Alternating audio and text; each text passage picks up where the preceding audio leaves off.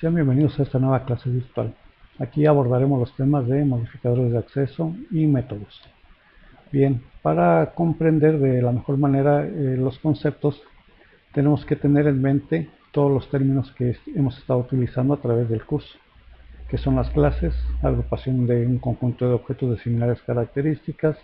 Los objetos son las instancias de clases y cada objeto se diferencia de otros similares por su nombre particular o lo que es su identidad.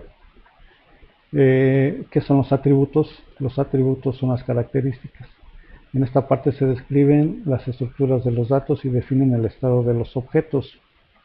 Y los métodos o acciones donde se realizan las operaciones que serán válidas para el tipo de dato abstracto. Un conjunto de estas operaciones será la interfaz del tipo de dato abstracto. Aquí es donde se modifica el estado de cada objeto. Ya definimos estado. Es un conjunto de valores asignados a los datos de un objeto en un instante determinado. El estado del objeto cambia de acuerdo a los métodos que se aplican sobre él, y el comportamiento de un objeto está definido por el conjunto de métodos que se pueden aplicar sobre él. Nuestra abstracción, recuerden que es los atributos y los métodos que nos son de interés para resolver algún problema. En este caso tenemos la clase alumno, donde tenemos como atributos o características el nombre, el número de control, edad, peso, género, estatura, tipo de voz. Las acciones son estudiar, asistir a clases, cantar, entrenar, participar, hacer tareas, investigar, etc. Tipo de dato abstracto es el resultado de la abstracción, donde se obtienen los tipos de datos abstractos.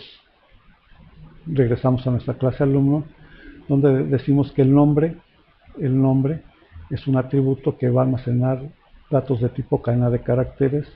El número de control también va a ser un dato de tipo cadena de caracteres. La edad, que es un número entero. El peso es un número real y el género es un carácter. Ya sabemos cuál es la estructura de un programa, que viene el class, nombre de la clase, sus llavecitas que delimitan el cuerpo de la clase, y dentro de esas llavecitas vienen los atributos y los métodos. Dentro de las clases, aquí ya vimos, por ejemplo, decíamos que lo que está entre corchetes es opcional, y lo que está entre corchetes dice que es público. La clase dice que está definida como pública. Ese public es un modificador de acceso. En las clases solamente se manejan dos tipos de modificadores de acceso, que es el público, este que tenemos aquí, o bien si se omite, quiere decir que es una clase amiga. Y de alguna manera el hecho de utilizar los modificadores de acceso va delimitando quién puede ver o quién no puede ver ciertas cosas. Aquí el modificador de acceso, su definición es: son elementos del lenguaje que se colocan antes de la definición de los atributos y métodos de las clases, y que permiten limitar o generalizar el acceso a los componentes de una clase o a la clase en sí misma. Aquí ya vamos a aplicar lo que son modificadores de acceso en total, pero antes de eso vamos a ver. Resulta que las clases se organizan por paquetes. Yo tengo en este caso paquete 1, paquete 2 y paquete 3. Vamos a suponer que cada paquete es una carpeta, que está almacenada en su computadora. Entonces tengo la carpeta paquete 1, la carpeta paquete 2 y la carpeta paquete 3. Dentro de la carpeta paquete 1 tengo un archivo que se llama, que tiene la clase 11, otro archivo que tiene la clase 12, otro archivo que tiene la clase 13 y otro archivo que tiene la clase 14. En otra carpeta, en paquete 2, tengo estas otras 4 clases: clase 21, clase 22, clase 23 y clase 24. Y tengo otra carpeta que se llama paquete 3, donde vienen la clase 31, 32, 33 y 34. En NetBeans tenemos lo siguiente: si se fijan, aquí tengo el proyecto, se llama proyecto-22 FED, es una carpeta. Y si se fijan, aquí en nuestro programa tenemos nuestro paquete que se llama Proyecto 22 FEF. Me regreso, ese es el paquete.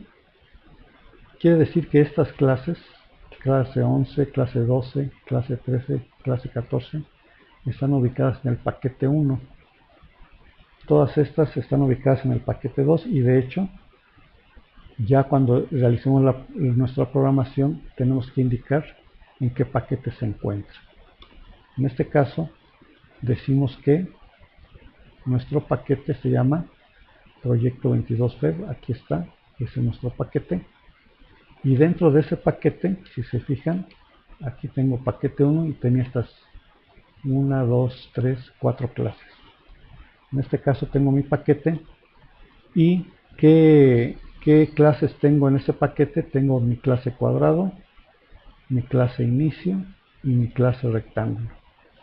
Tengo aquí mi clase cuadrado, mi clase rectángulo y mi clase inicio. Así se organizan nuestros programas en Java en paquetes. Aquí tengo en este círculo, en este óvalo, mis clases que están dentro de ese paquete. Son las mismas que están aquí arriba. Así se organizan nuestros programas en Java.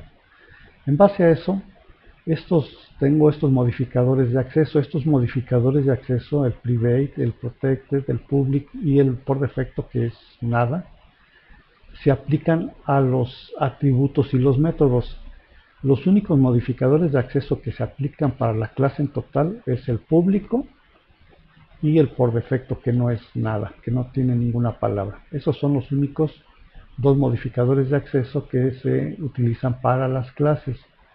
Pero para los atributos y los métodos se aplican estos otros dos, que es private, protected, además del público y el de por defecto. Y aquí dice que el modificador de acceso private, en este caso solo pueden acceder al atributo desde la clase. Vamos a ir explicando de a uno por uno. El protegido es un atributo o método accesible por las subclases y por todas las clases del mismo paquete. El público es accesible por todas las clases y el por defecto accesible por todas las clases del mismo paquete. Por ejemplo, si vienen en alguna clase los atributos o métodos declarados como privados, dice que solo puede acceder al atributo o método desde la clase. Por ejemplo, aquí tengo la clase 11. La clase 13, esta flechita que está hacia arriba, dice que está heredando de la clase 11. También la herencia se maneja en la programación orientada a objetos. Y es el que reciben atributos y métodos de otra clase. Pero aquí, si el modificador de acceso está como privado, ahí es donde bloquea y empieza a encapsular algunos atributos o métodos. En este caso, los atributos y métodos privados en la clase 11 solamente los pueden ver dentro de esta clase. Ni las clases que lo heredan, ni otras clases del mismo paquete, mucho menos las clases de otros paquetes. Así funciona el modificador de acceso privado. Solamente se puede acceder dentro de esa misma clase. El modificador de acceso protegido dice que es accesible por las subclases y por todas las clases del mismo paquete. En este caso, voy a poner la clase 12. Si está como protegido, ¿quién lo puede ver? Pues, ¿quién tiene acceso? Pues desde la clase 11, la clase 13, la clase 14. Porque están en la clase del mismo paquete. Por ejemplo, la clase 21 y la clase 13 está heredando de la clase 11, también tiene acceso a los atributos y métodos de la clase 11. Aquí está otro ejemplo de herencia. La clase 21 está heredando de la clase 12. Si se fijan, la clase 21 está en otro paquete, pero por el hecho de que está heredando de la clase 12, sí puede acceder a los métodos y a los atributos de la clase 12. Pero ya de otro si no tiene herencia o de otro paquete en sí, no tienen acceso a los atributos y métodos protegidos. Solamente entonces todos los que están en la clase, todas las clases que están en el mismo paquete, o bien si hay una clase que esté heredando de otra clase. Así funciona el modificador de acceso de protegido. El público, pues aquí, ¿qué podemos decir? Es accesible por todas las clases. Quiere decir que tienen acceso las clases que están heredando, las clases del mismo paquete e incluso las clases de otros paquetes. Así funciona lo público. Y por defecto dice que solamente es accesible por todas las clases del mismo paquete. Todas las clases del mismo paquete. Ya el alcance ya no es de otro paquete. Así es como funcionan los modificadores de acceso. Vamos con el siguiente tema, que es cómo podemos implementar los métodos. Aquí está la sintaxis de cómo se debe declarar un método. Tenemos en forma opcional el modificador de acceso, que es lo que acabamos de ver. El modificador de acceso puede ser público, privado, protegido o por defecto. Puede venir la palabra reservada estático, esto lo vamos a ver posteriormente. Un tipo de dato, que es lo que me va a devolver o lo que pienso que me va a devolver mi método, el nombre del método y entre paréntesis, y si es necesario, los parámetros que componen los que va a recibir mi método. Y ya viene en la llavecita donde viene el cuerpo del método, qué acciones se van a desarrollar dentro de ese método. Aquí viene la declaración de variables locales a ese método. Estas variables que se declaren en este método solamente van a existir hasta que se cierre la llavecita. En cuanto termine el método, van a destruirse las variables locales que se declararon en este método. Y luego vienen las sentencias, que es lo que va a realizar mi método. Veamos un ejemplo rápido. Aquí tengo mi clase se llama ejemplo, no tiene modificador de acceso, quiere decir que es amiga o por defecto. Viene la apertura de la clase, perdón. Aquí abre la clase, acá se cierra. No tiene atributos, pero sí vienen métodos. Viene el método leer, su declaración de variables locales, sus sentencias.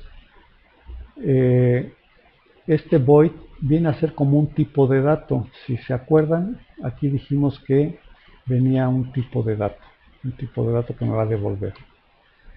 En este caso, si el método no me va a regresar ningún valor, se pone la palabra void, que es nulo. Quiere decir entonces que el método leer no me regresa nada. Tengo otro método que es público, me va a regresar un tipo de dato entero. El método se llama calcular y tiene dos parámetros. Cuando se hace la implementación de la clase o en los métodos, tengo que incluir el tipo de dato y el nombre del parámetro. Tipo de dato y nombre del parámetro. Aquí tengo dos parámetros que deben de ser de tipo de dato entero. Viene la declaración de variables locales, vienen sus sentencias y ojo, aquí en este caso, si estoy diciendo que es un tipo de dato diferente de void, como es en el caso anterior, tiene que existir alguna instrucción que se denomina return, por eso la puse en rojo.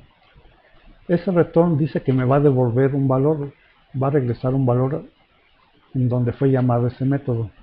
En este caso el valor que va a regresar es el valor de la expresión a por b. Va a multiplicar y ese resultado lo va a regresar a donde fue llamado.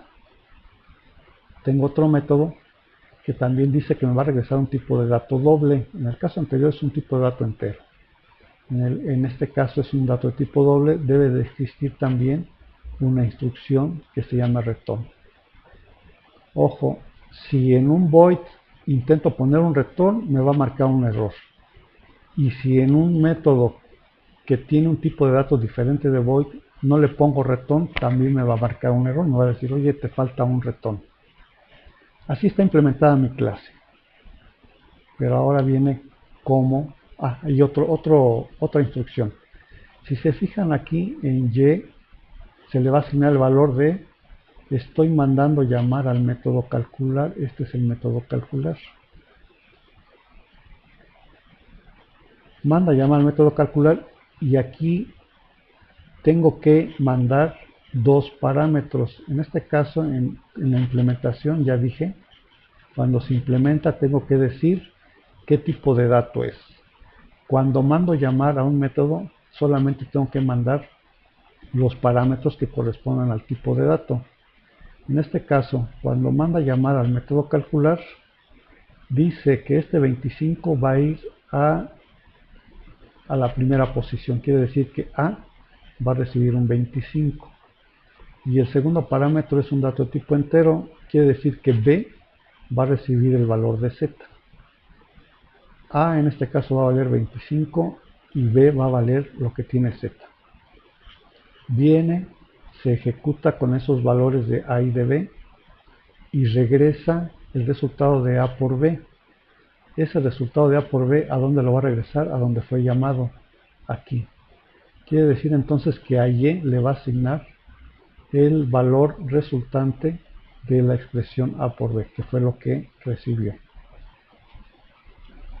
Y ahora nos vamos cómo llamar desde otro lado. Aquí tengo otra clase. Esta clase se llama nueva. Esta clase es independiente de la clase de ejemplo. Y aquí dentro de esta clase tengo un método. Declaro una variable m que tiene un valor de 10, una variable n que tiene un valor de 15 y una variable l, que son de tipo entero esas tres. Tengo dos variables de tipo doble, una se llama d y otra se llama e. La e recibe un valor de 1.0, es un dato de tipo doble. Lo que vamos a hacer entonces primero es crear un objeto. El objeto se va a llamar ej. ¿De qué clase es? De la clase ejemplo. Así se crea un objeto. Ponemos el nombre de la clase, el nombre del objeto, igual a new, nombre de la clase. Después vamos a abordar el tema de constructores para que le den un significado a esto. Entonces, en resumen, aquí estoy creando o haciendo la instancia de la clase ejemplo en el objeto que se llama ej. Por medio del objeto, el objeto se llama ej, puedo mandar llamar a los métodos. Aquí en este caso digo que del objeto ej que acabo de crear, mande llamar al método leer. Se ejecuta el método leer, este es el método leer. Se ejecuta todo en sus sentencias, llega al fin del método y regresa donde fue llamado aquí, en esta línea. Sigue la ejecución de mi programa y dice ahora L es igual a, otra vez, el objeto, ej, punto, y manda llamar al método calcular. Aquí está el método calcular. El método calcular dijimos que me va a regresar un dato de tipo entero. Y el método calcular necesita dos parámetros. Aquí dice dos parámetros de tipo entero. Quiere decir que m lo va a mandar y aquí lo va a recibir como a. Y n lo va a mandar y aquí en el método lo va a recibir como b. En este caso m vale 10 y n vale 15. A vale 10, b vale 15. Ejecuta y dice que i es igual a por b, o sea 10 por 15, resultado 150. Dice que regresa el valor de i vale 150. Entonces regresa donde fue llamado. ¿Dónde fue llamado? Aquí. Quiere decir que en total este método va a regresar un valor de 150, lo que está aquí entre comentarios, y se le va a asignar a L. Si se fijan en el caso anterior, en leer, no se asignó a nadie. ¿Por qué? No me regresó ningún valor. En este caso sí, como me está regresando un valor, quiere decir que ese valor se le va a asignar a la variable L. Continúa la ejecución de mi programa y manda llamar de nueva cuenta a calcular. Fíjense en este caso que estoy mandando como parámetro un 5, que es una constante de tipo entero, El tipo de dato de los parámetros debe ser el mismo. Si aquí es un entero, cuando se invoca al método debe ser también de tipo entero. Y luego dice que también manda como segundo parámetro L-30, L que lo calculamos aquí arriba que vale a 150, menos 30, el resultado es 120. Entonces aquí A va a recibir un 5 y B va a recibir un 120. Ejecuta, realiza la multiplicación de 5 por 120, el resultado va a ser 600 y me regresa donde fue llamado. O sea que I va a regresar un 600, que aquí lo regresó. En total M vale 600. Sigo con la ejecución de mi programa. Y ahora dice que va a mandar llamar al método obtener del objeto EJ. Entonces se va a invocar el método obtener. Va a recibir como parámetro, es un dato de tipo doble y dos de tipo entero. Dijimos acá arriba que se definía como de tipo doble y tiene un valor de 1. Entonces ese 1 va a ir asignado a X. N va a ir asignado a y 20 va a ir asignado a Z. Y chequen aquí este caso. Viene la ejecución de mi programa y aquí manda llamar a calcular. Calcular, aquí está arriba, se ejecuta el método calcular, realiza la operación y regresa donde fue llamado. ¿Dónde fue llamado? Aquí mismo, dentro de la misma clase. Ya obtiene un valor, se le asigna a y llega al final del método donde va a regresar el resultado de esta expresión, que es y más x por 3.1416. Y es el valor que acaba de obtener. Y el resultado de esa expresión es lo que va a regresar a donde fue llamado, que fue llamado en esta posición. Cuestiones a resaltar. Si estoy fuera de la clase, la invocación a los métodos es por medio del objeto ej.leer, ej.calcular, ej.calcular, ej.obtener. Pero si es la invocación de un método dentro de la misma clase, solamente se pone el método. Como no hay ningún objeto a crear, entonces por eso, no hay ningún objeto creado, por eso es que no hacemos referencia a ningún objeto. Otra situación que hay que tomar en cuenta, el número de parámetros en la implementación es igual al número de parámetros en la invocación. Tengo dos parámetros en la implementación, tengo dos parámetros en la invocación. Dos parámetros en la invocación, dos parámetros en la implementación. Los parámetros al invocar puede ser constante, puede ser una expresión o pueden ser variables. Espero que haya sido claro y pues si hay dudas, estamos en contacto y estaré al pendiente para cualquier cosa.